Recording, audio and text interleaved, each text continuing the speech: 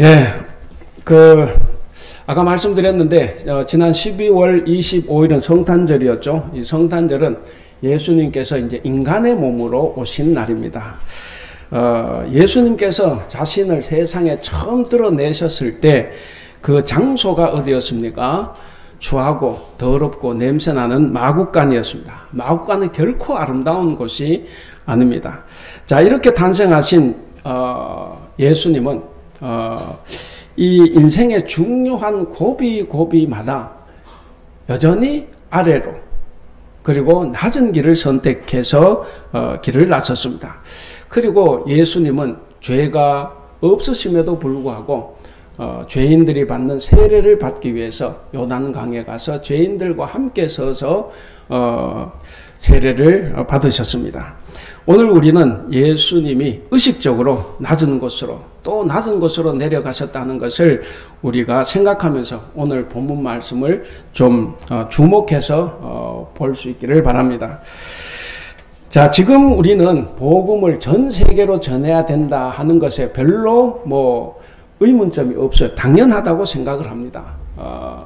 저도 선교사 별 생각이 없었는데, 저도 선교사로 인도네시아에 나갔다가 지금 이제 여기 와 있는데, 그러니까 지금은 복음이 세계로 전파된다 당연한 것으로 보지만, 그런데 지금 이 베드로가 있었던 이 당시는 전혀 그렇지 못했습니다.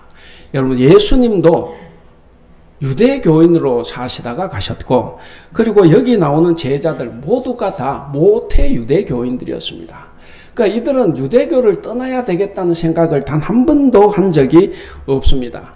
그들은 예수님을 믿으면서도 유대교인으로 살아가는 것이 아무런 문제가 없었어요, 당시에는. 왜? 예수님도 하나님 아들이고 유대교도 하나님을 믿지 않습니까? 그러니까 전혀 문제가 없었습니다. 그러니까 유대교를 떠나야 되겠다 이런 것은 생각조차 하지 않았습니다. 그러니까 당연히 이방인을 전도해야 되겠다, 선교해야 되겠다, 이것은 그들에게 아무런 관심도 없는 이야기입니다. 근데 이제 주변에서 자꾸 예상하지 못하는 일들이 자꾸 생겨요. 뭐냐면 이방인들이 자꾸 예수님의 복음을 받아들이기를 시작을 하는 거예요. 그러니까 자꾸 이 이방 지역에서 기독교회가 생겨나는 겁니다. 그리고 또 시간이 흐르니까 유대인들보다 이방 기독교인들이 훨씬 더 수가 많아지고 있습니다. 그리고 이 이방 기독교인들은 유대인들이 믿는 이 유대교인들은 자신들의 율법을 생활화했지만, 그러나 이방 기독교인들은 율법과는 거리를 두고 살아갑니다. 자, 오늘 본문은 어떤 본문이냐면 정말 이 교회사적으로 대단히 중요한 본문입니다. 바로 이방인 선교의 신학적인 당위성을 설명을 해주고 있는 부분입니다. 자, 오늘 본문은 베드로의 설교죠. 어디서 설교를 합니까? 이제 이방인 백부장, 그러니까 로마 군대의 백부장인 고넬료의 집에서 행한 설교입니다. 바울이 이방인의 사도로 활동하기 전에 이미 베드로가 이 설교를 통해서 이방인을 위한 선교가 합당하다, 정당하다라고 했기 때문에 이 설교를 통해서 이제 이방 선교를 추진하게 되었습니다.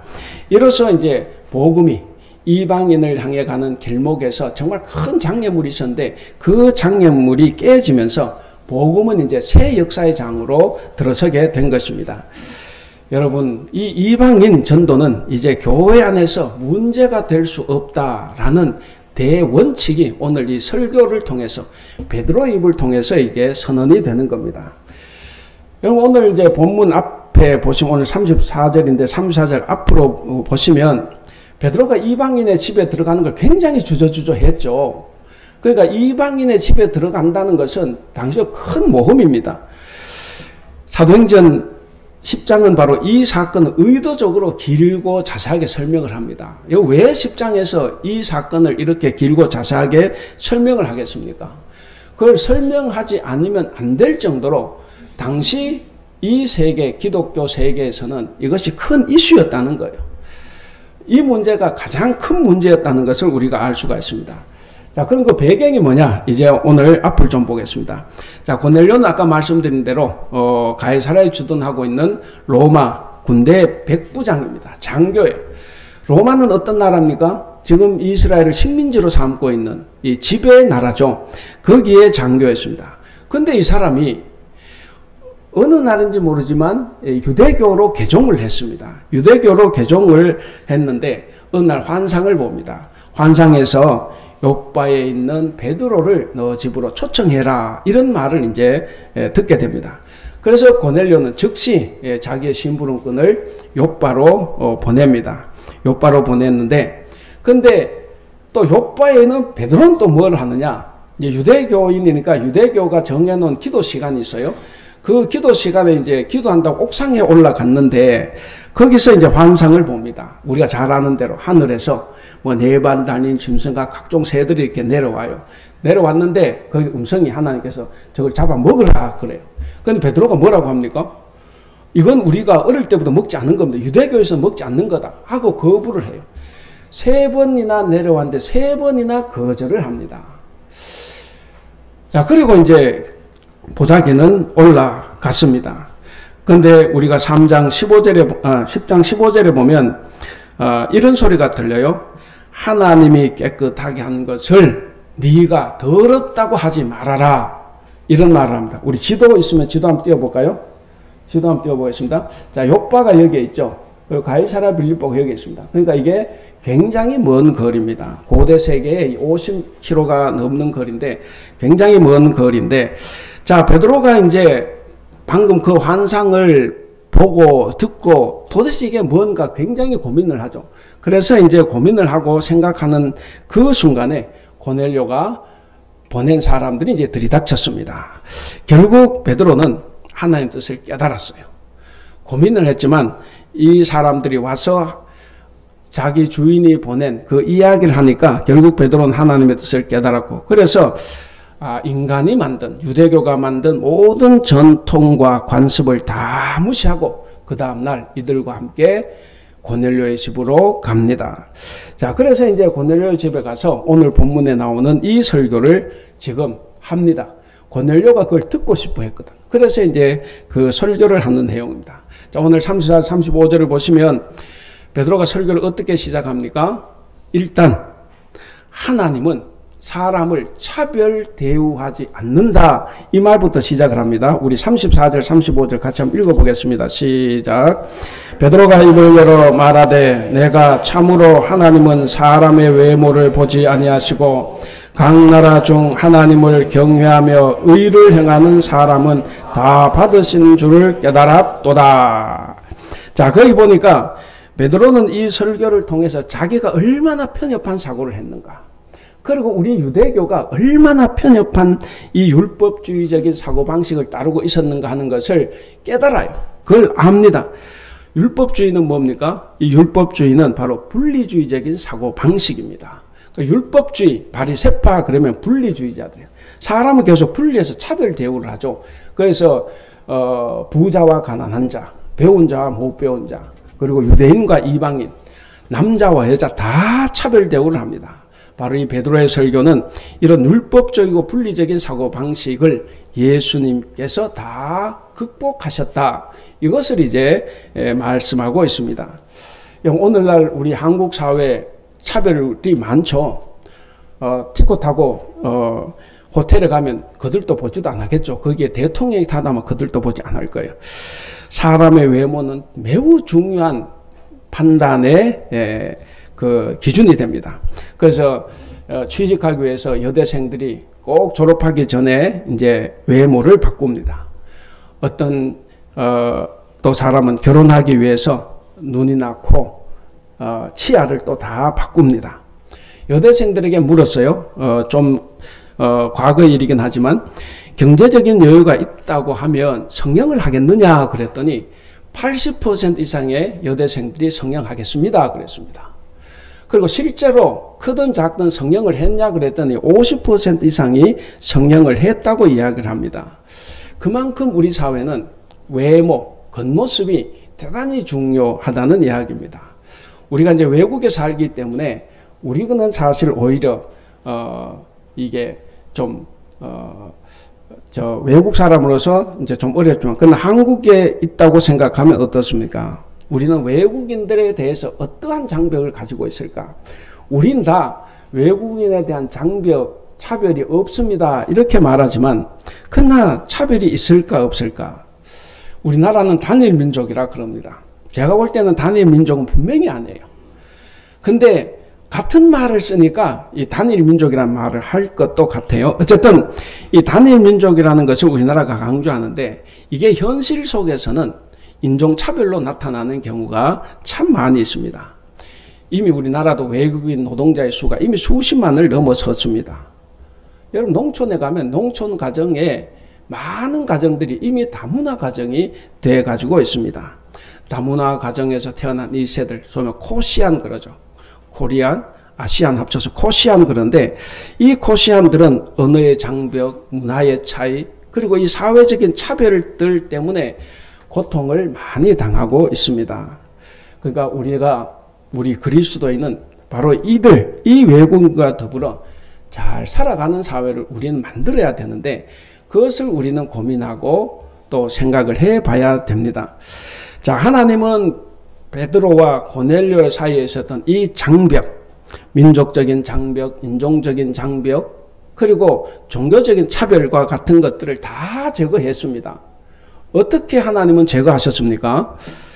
아까 말씀을 드렸습니다. 고넬료가 꿈의 천사의 지시를 받아서 심부름꾼들을 베드로에게 찾아가게 했습니다. 그때 베드로도 기도를 하던 중에 환상을 봅니다.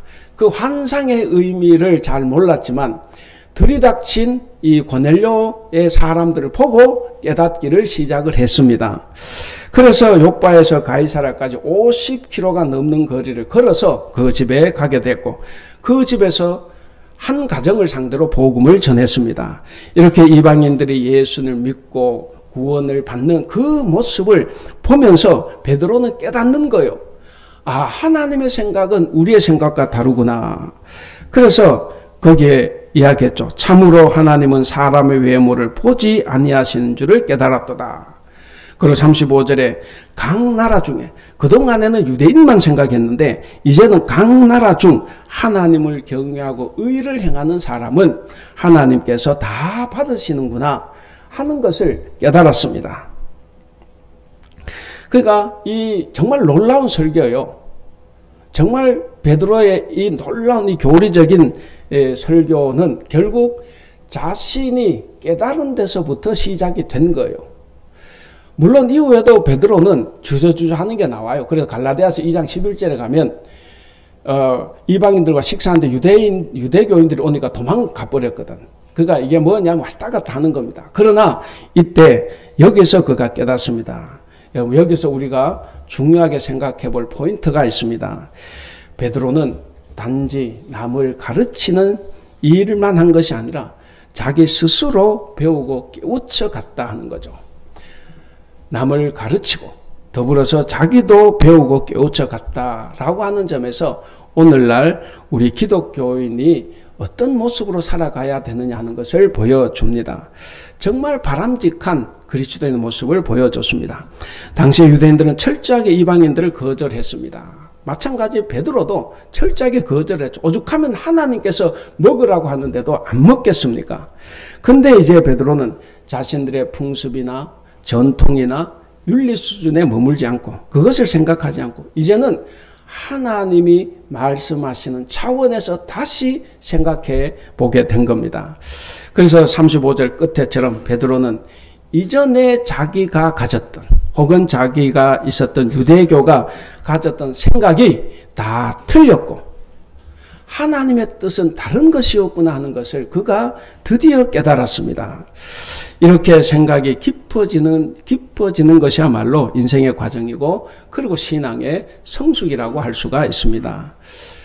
많은 성도들이 저 사람 참 성숙하다 이렇게 말을 하는데 근데 신앙의 성숙이 우리가 사실 뭔지 잘 모를 때가 많이 있습니다.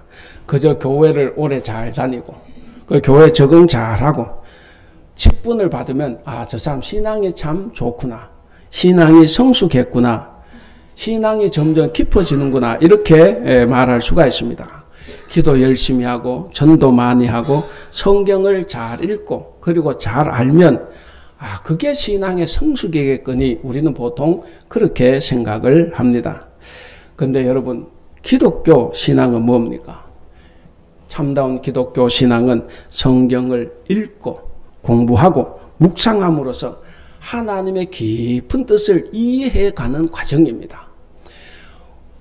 우리가 이 성경을 우리가 이해하지 못하고 우리 신앙생활을 할 수가 없어요. 우리는 생각에 내가 선하고 착하게만 살면 다 되려니 생각하지만 그 성경을 읽어보면 그렇지 않은 부분이 너무 많아요. 성경은 그것보다 한 차원 더 높은 것을 우리에게 가르쳐 줍니다. 그렇기 때문에 우리가 베드로처럼 하나님의 뜻을 새롭게 이해해가는 과정이 반드시 필요하다는 것을 우리가 알아야만 합니다.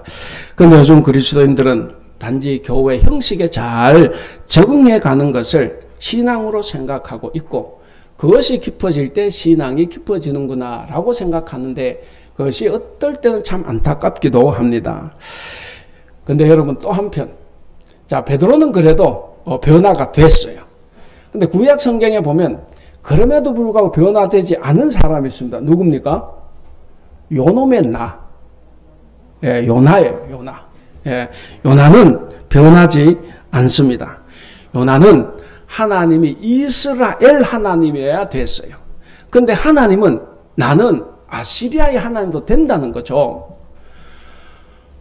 요나는 내 원수가, 우리 유대 민족의 원수가 하나님의 원수가 되기를 바랐습니다. 하나님은 아니에요. 그건 네 원수지 내 원수가 아닌 겁니다.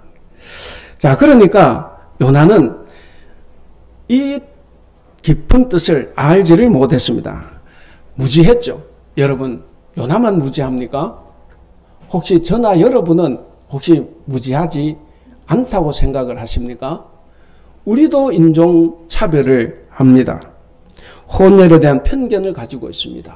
성정이 나와 다르다고 해서 차별을 하고, 그리고 장애인을 무시하고, 그리고 내가 남자다 그래서 여자를 무시하고, 그런 남녀 차별이 있다는 거예요. 그리고 가난한 자들을 멸시하고, 그 교회도 부자가 나오면 좋아하고, 가난한 자 나오면 저 좀 우리 안 나오면 안 되나 이런 생각하는 사람도 있어요. 여러분, 요나의 이 편견과 차별은 바로 우리의 비뚤어진 모습이라고 볼 수가 있습니다. 그리고 요나는 굉장히 불성실했어요. 우리는 이제 물고기 뱃속에서 회개했고 나왔다고 하지만 그가 전하는 것이 어떻습니까? 아시리아 니느웨는 3일 길을 걷는 큰 성읍이에요. 근데 하루 만에 달려가면서 너희가 구원 얻는다 전한 게 아니라 어떻게 전했어요? 40일이 지나면 망한다. 구원을 전한 게 아니라 망한다는 걸 전했습니다. 굉장히 불성실하죠. 그런데 그것을 들은 니느웨 백성들이 어떻게 됐습니까? 왕으로부터 백성 그리고 가축까지 다 회개를 해버렸어요. 그래서 하나님께서 그들의 그런 회개와 악한 일을 끊는 것을 보고 하나님께서 구원을 해주셨습니다. 그럼 여러분 이야기와 더불어서 오늘 본문에서 베드로가 새롭게 깨달은 것이 뭐겠습니까? 그것은 바로 하나님은 사람들을 받아들이는 기준이 내 생각과는 다르구나 하는 거예요. 내 생각이 하나님 생각과 같은 것이 아니구나 하는 겁니다. 베드로도 그 이전에는 출생, 신분, 성, 도덕성 이런 것들로 사람을 판단했습니다. 근데 우리에게 중요한 것은 뭡니까? 중요한 것은 하나님을 두려워하고 올바르게 사는 거예요. 특히 하나님을 두려워한다는 것이 핵심입니다. 오늘 아까 읽은 말씀 중에 35절 하나님을 경외하며 의를 행하는 사람, 그런데 그걸 표준세번역으로 읽으면 이렇죠. 하나님을 두려워하며 의를 행하는 사람. 그러니까 하나님을 두려워하는 마음이 제일 커야 됩니다. 우린 하나님이 사랑이다 그래가지고 잘못해도 용서해 주시는 분. 아무리 잘못해도 교회나 회개 한번 하면 다 용서해 주다. 그래서 밖에 또 잘못을 합니다.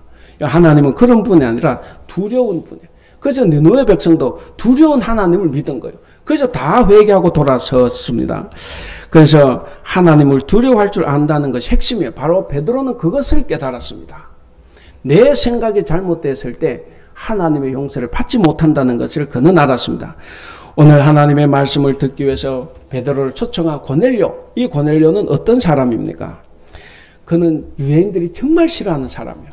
왜? 식민 지배를 하고 있는 그 나라 장교니까. 그런 로마이긴 했지만 근데 이 사람이 하나님을 두려워하는 마음을 가지고 있었어요. 하나님을 두려워하고 그래서 경건하게 살려고 했고 그래서 유대인들을 포함해서 어려운 사람들을 다 도와주는 그런 선한 일을 했습니다. 바로 이런 사람들을 하나님께서는 받아들이십니다. 그것이 하나님의 뜻이에요. 베드로는 그래서 안 겁니다. 아, 하나님의 기준과 우리의 생각이 이렇게도 다르구나 하는 것을 깨달았습니다. 바로 이게 뭡니까? 이게 복음의 보편성입니다. 보편성은 뭡니까? 모두가 다 구원을 받는다는 거예요. 그러니까 이 복음의 보편성에는 차별성이 없다 하는 이야기입니다. 유대인이나 헬라인이나 종이나 자유인이나 흑인이나 백인이나 세일이나 창기나 100명을 죽인 살인 강도나 이 복음에는 차별이 없습니다. 누구든지 회개하고 예수 그리스도를 영접하면 그에게는 구원이 임합니다. 그런데도 간혹 우리는 자꾸 뭔가 제한하고 차별하고 구별하고 싶어요. 그래서 나를 자꾸 띄우고 싶어요. 그래서 영광을 하나님 받는 것이 아니라 내가 받고 싶어하는 마음도 있습니다. 여러분, 오늘 이 본문 이야기를 통해서 우리가 깨달을 수 있는 것이 무엇입니까? 차별이 없다 하는 거죠. 하나님 앞에서는 그 어떤 차별도 없다 하는 거예요. 유대인들에게 있어서는 유대인과 이방인 사이에는 정말 건널 수 없는 강이 있었습니다. 그게 존재했습니다. 그래서 자기들만 하나님의 택한 백성이고 자기들만 구원을 받고 받아야 한다고 생각을 했습니다. 근데 이게 누가 만들었어요? 자기들이 만들어 놓은 거죠. 자기들이 만들어 놓은 겁니다. 그러니까 하나님하고는 아무 관계가 없어요. 우리도 살아가면서 하나님 뜻이라고 하지만 자기들의 생각일 가능성이 많습니다. 우리 성경 구절 하나 읽어보겠습니다. 갈라디아서 3장 28절 같이 읽겠습니다. 시작. 유대 사람도 그리스 사람도 없으며 종도 자유인도 없으며 남자와 여자가 없습니다. 여러분 모두가 그리스도 예수 안에서 하나이기 때문입니다. 그 다음 골로새서 3장 11절 같이 읽겠습니다. 시작. 거기에는 헬라인이나 유대인이나 할레파나 무할레파나 야만인이나 스구디아인이나 종이나 자유인이 차별이 있을 수 없나니 오직 그리스도는 만유시요 만유 안에 계시니라. 전에도 말씀드렸는데 스구디아인 정말 악랄하고 나쁘고 질이 안 좋은 사람이에요. 요즘 한국교회가 대단히 싫어하는 동성연애자 훨씬 더 나쁜 놈들입니다. 근데 이런 놈들에게도 차별이 없다 하는 거예요. 세상 사람들이 기독교인을 공격할 때 가장 많이 공격하는 말이 뭡니까?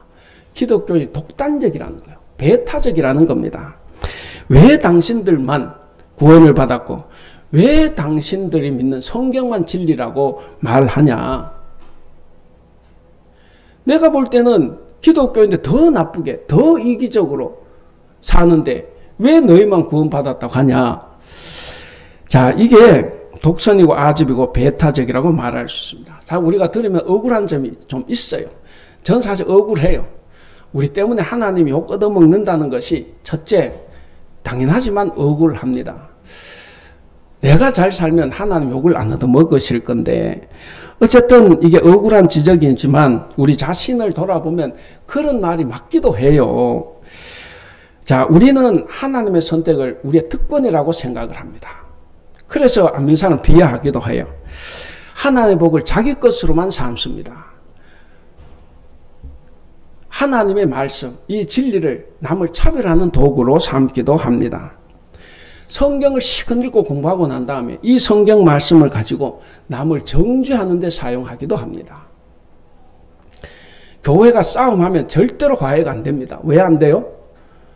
하죠. 세상상 술 한 잔 마시면 다 해결되는데 이놈 교회는 술을 안 마시니까, 술 마시는 분들한테는 죄송합니다. 술을 안 마시니까, 그러니까 이게 화해가 안 된대. 왜? 전부 다 내가 하나님 뜻이라는 거죠. 내가 하나님의 뜻이다.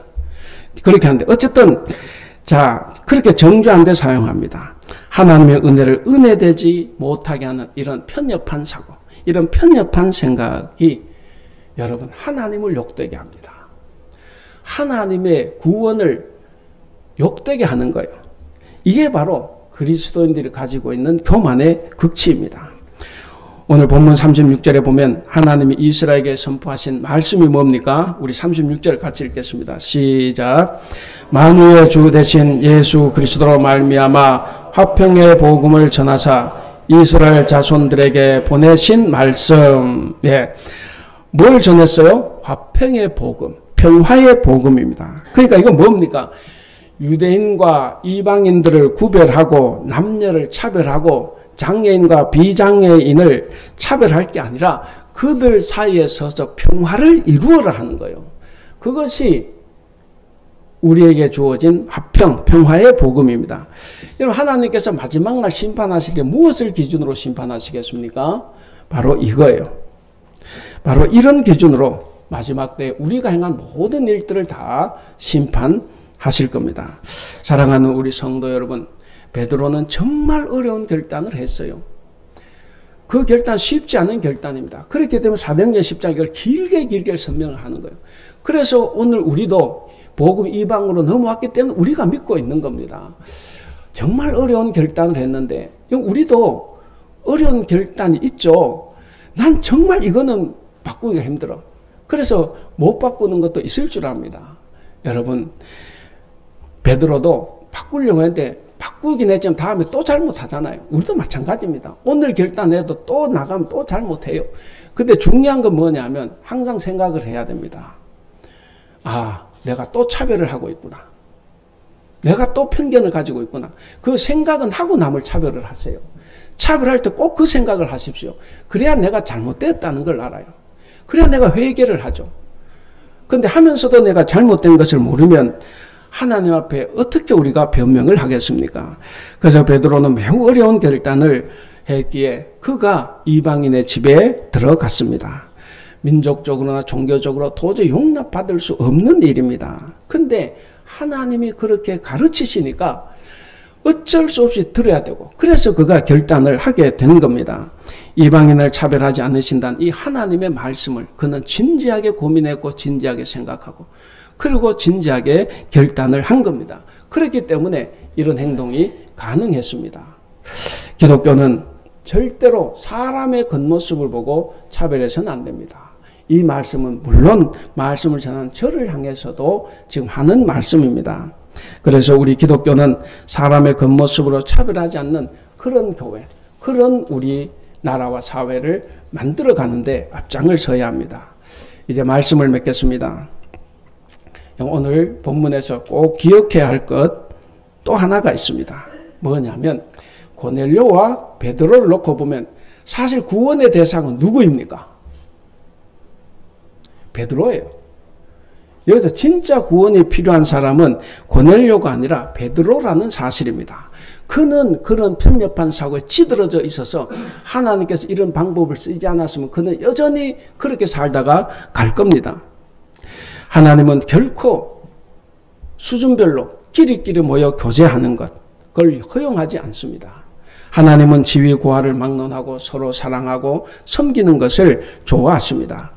예수님의 복음이, 그리고 우리의 신앙이, 그리고 우리의 사랑과 섬김이 우리 교회 안에 가두어져서는 안 됩니다. 교회 안에서만 사랑이 넘쳐나는 것이 아니라 오히려 교회 바깥 세상에서 더 크고 넓은 사랑이 발휘가 돼야만 합니다. 그래서 우리도 유대 땅, 이방 땅을 가리지 않고 두루 다니시며 선한 일을 행하시고 모든 병약한 자를 고쳐주신 예수님처럼 우리도 세상 밖으로 우리도 나가야 됩니다. 세상 밖으로 나가서 우리 지금 대만에 살고 있는 한인들이에요. 그래서 먼저 우리 한인 사회를 우리가 섬기고 사랑해야 됩니다. 그리고 대만에 복음을 전해야 합니다. 또한 베드로처럼 나부터, 우리부터 독선과 아집을 다 버리고 편견과 그리고 이 차별을 없애야 합니다. 대상을 가리지 않고 대상을 제한하지 않는 그런 참 신앙인으로 우리가 살아가야 합니다. 오늘 설교 말씀 제목 같이 한번 읽어볼까요? 시작. 그리스도인 나부터 먼저 차별을 깨는 사람. 사랑하는 우리 대북교회 성도 여러분, 우리가 정말 그리스도인이다. 우리가 정말 그렇게 참 신앙인답게 살아가야 합니다. 우리가 그렇게 살아감으로써 이 세상에 천국의 아름다움을 보여줘야 합니다. 그래서 저를 보고 저 사람 정말 목사구나. 여러분도 저 사람 정말 하나님을 믿는 사람이구나. 그것을 보고 느낄 수 있어야 됩니다. 그래야 우리 하나님을 욕 얻어먹지 않게 하는 거죠. 자, 그런 교회가 되고 그리고 세상 사람들로부터 저와 여러분들은 인정과 칭송을 받아야 됩니다. 그런 교회와 성도가 되어서 늘 하나님의 은혜를 입고 살아가는 올 한 해가 될 수 있기를 주님의 이름으로 축원합니다.